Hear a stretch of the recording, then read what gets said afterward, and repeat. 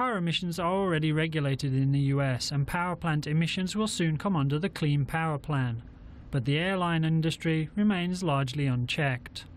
The EPA aims to change this by partnering with the UN's International Civil Aviation Organization to develop carbon dioxide standards for planes. Commercial aircraft contribute 11% of emissions in the US transportation sector and make up 3% of total US emissions.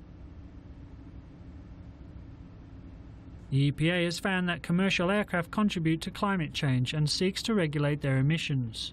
However, the EPA has not mentioned the impact of military aircraft or small planes such as turboprops.